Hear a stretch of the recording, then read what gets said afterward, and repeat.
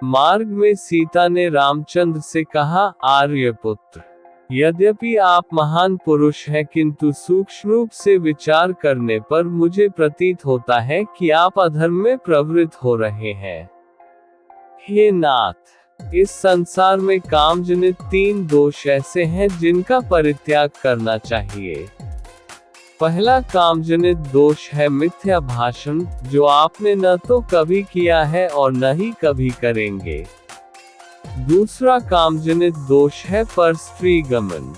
आप एक पत्नी व्रतधारी और महान सदाचारी हैं, अतः ये कार्य भी आपके लिए असंभव है। तीसरा कामजनित दोष है बिना वैरभाव के ही दूसरों के प्रति क्रूरतापूर्ण व्यवहार। ये तीसरा दोष अर्थात क्रूरतापूर्ण व्यवहार ही आपके समक्ष उपस्थित है और आप इसे करने जा रहे हैं। आपने इन तपस्वियों के समक्ष राक्षसों को समूल नष्ट कर डालने की जो प्रतिज्ञा की है, उसी में मुझे दोष दृष्टिगत हो रहा है। आपके लक्ष्मण के साथ धनुष धारण कर इस वन में प्रवेश करने के कार्य को मैं कल्याणकारी नहीं समझती। मुझे यह उचित नहीं लगता कि जिन राक्षसों ने आपको किसी प्रकार की क्षति नहीं पहुंचाई है, उनकी हत्या करके आप व्यर्थ ही अपने हाथों को रक्त रंजित करें। मेरे दृष्टि में यह अनुचित और दोषपूर्ण कृत्य है। महाबाहो, पूर्व काल में किसी पवित्र वन में ईश्वर की आराधना में तल्लीन रहने वाले एक सत्यवादी एवं पवित्र ऋषि निवास करते थे।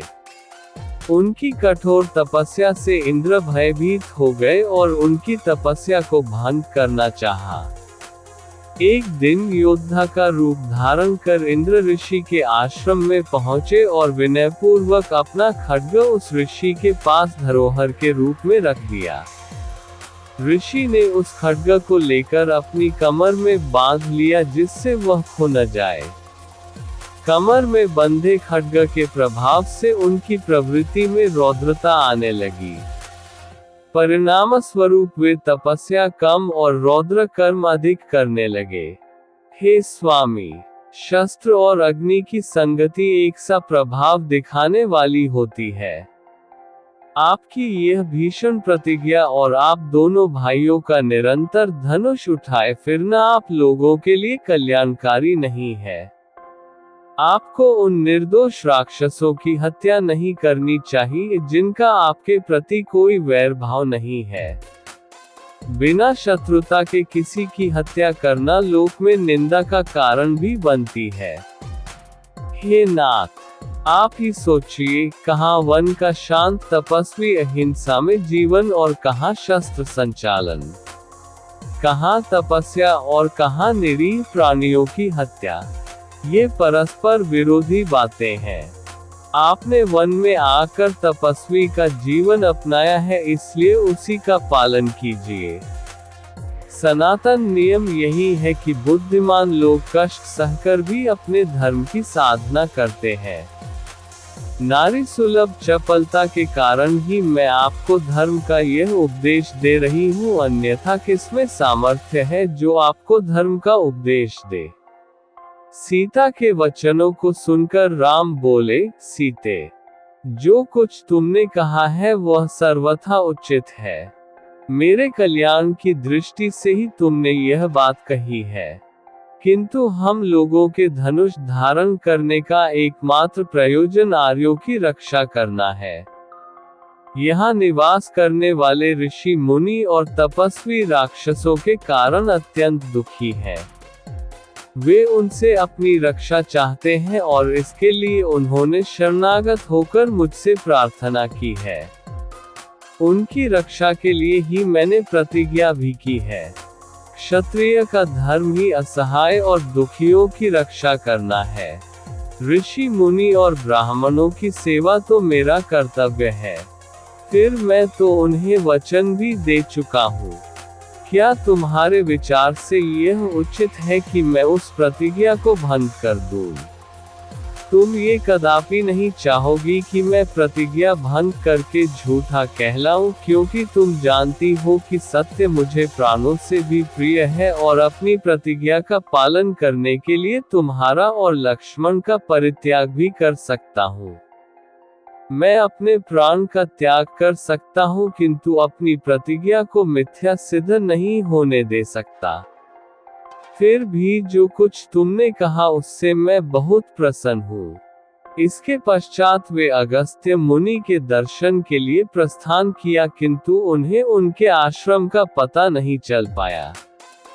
अनेक ऋषि मुनियों के दर्शन करते तथा वनों में भ्रमण करते हुए 10 वर्ष व्यतीत हो गए।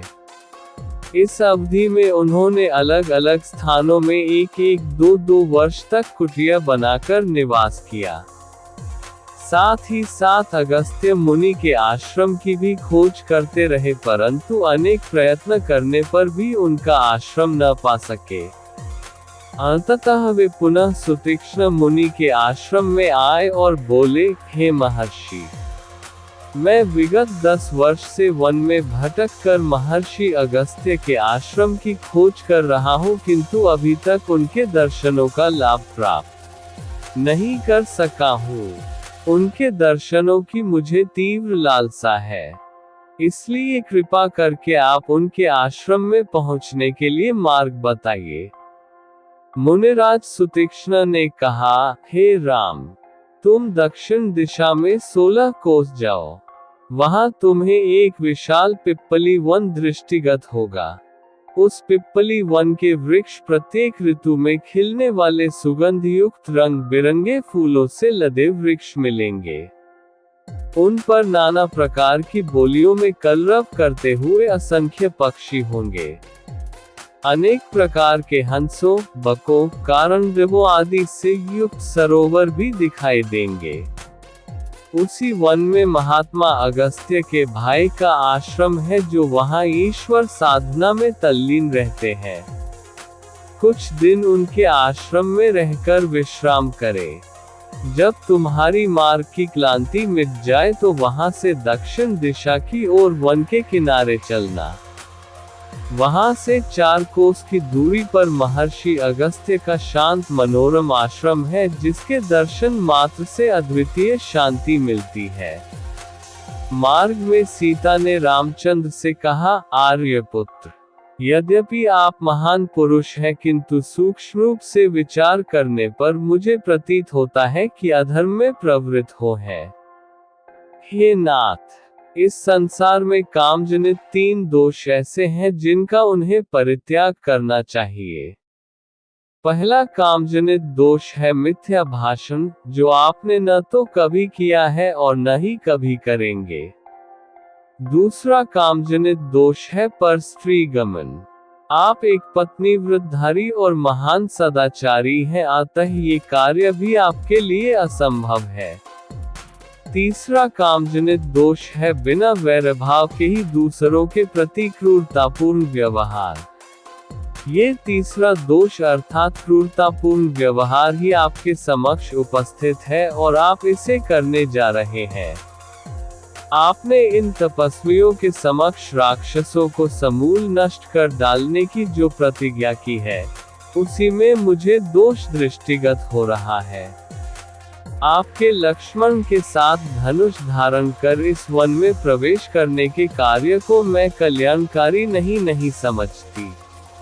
मुझे यह उचित नहीं लगता कि जिन राक्षसों ने आपको किसी प्रकार की क्षति नहीं पहुंचाई है, उनकी हत्या करके आप व्यर्थ ही अपने हाथों को रक्त रंजित करें। मेरे दृष्टि में यह अनुचित और दोषपूर्ण कृत्य है। महाबाहो, पूर्व काल में किसी पवित्र वन में ईश्वर की आराधना में तल्लीन रहने वाले एक सत्यवादी एवं पवित्र ऋषि निवास करते थे। उनकी कठोर तपस्या से इंद्र भयभीत हो गए और उनकी तपस्या को भंग करना चाहा। एक दिन योद्धा का रूप धारण कर इंद्र ऋषि के आश्रम में पहुंचे और विनयपूर्वक अपना खड्ग उस ऋषि के पास धरोहर के रूप में रख दिया। ऋषि ने उस खड्ग को लेकर अपनी कमर में बांध लिया, जिससे वह खो न जाए। कमर में बंधे खड्ग के प्रभाव से उनकी प्रवृत्ति में रौद्रता आने लगी। परिणाम स्वरूप वे तपस्या कम और रौद्र कर्म अधिक करने लगे। हे स्वामी, शस्त्र और अग्नि की संगति एक सा प्रभाव दिखाने वाली होती है।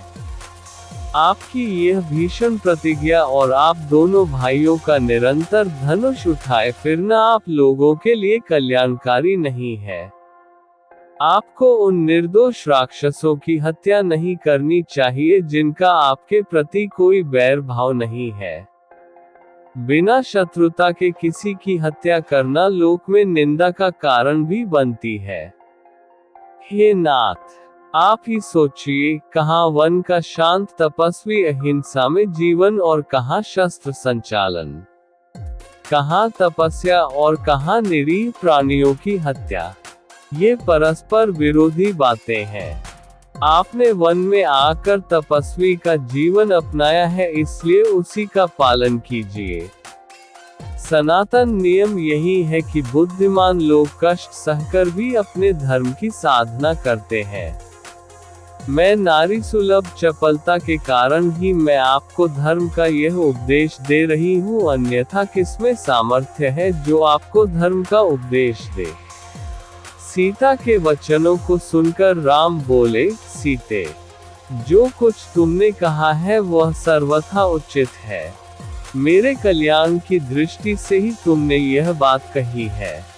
किंतु हम लोगों के धनुष धारण करने का एकमात्र प्रयोजन आर्यों की रक्षा करना है। यहाँ निवास करने वाले ऋषि मुनि और तपस्वी राक्षसों के कारण अत्यंत दुखी हैं।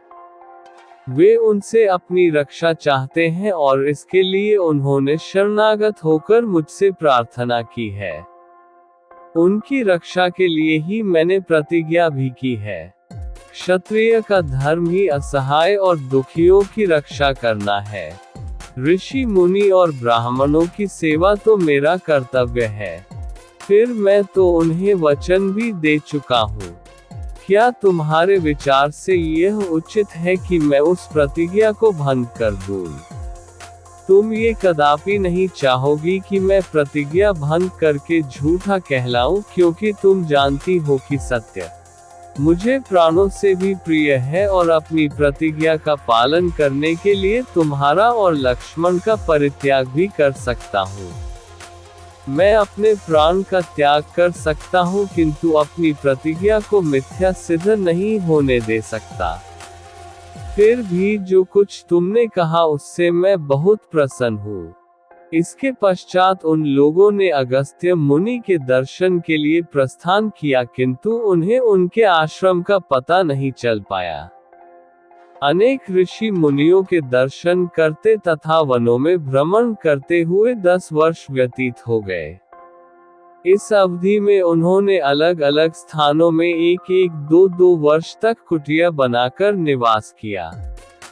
साथ ही साथ अगस्त्य मुनि के आश्रम की भी खोज करते रहे, परंतु अनेक प्रयत्न करने पर भी उनका आश्रम न पा सके।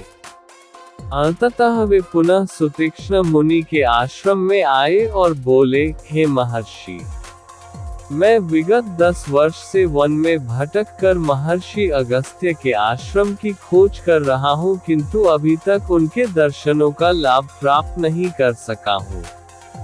उनके दर्शनों की मुझे तीव्र लालसा है, इसलिए कृपा करके आप उनके आश्रम में पहुंचने के लिए मार्ग बताइए।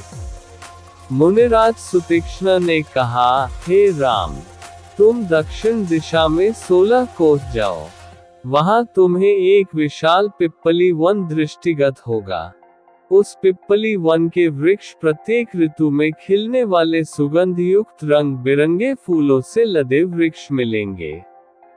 उन पर नाना प्रकार की बोलियों में कलरव करते हुए असंख्य पक्षी होंगे।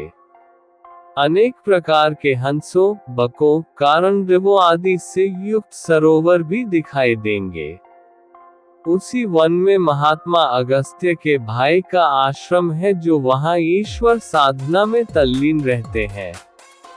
कुछ दिन उनके आश्रम में रहकर विश्राम करें।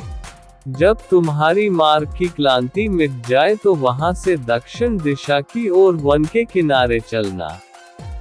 वहां से 4 कोस की दूरी पर महर्षि अगस्त्य का शांत मनोरम आश्रम है, जिसके दर्शन मात्र से अद्वितीय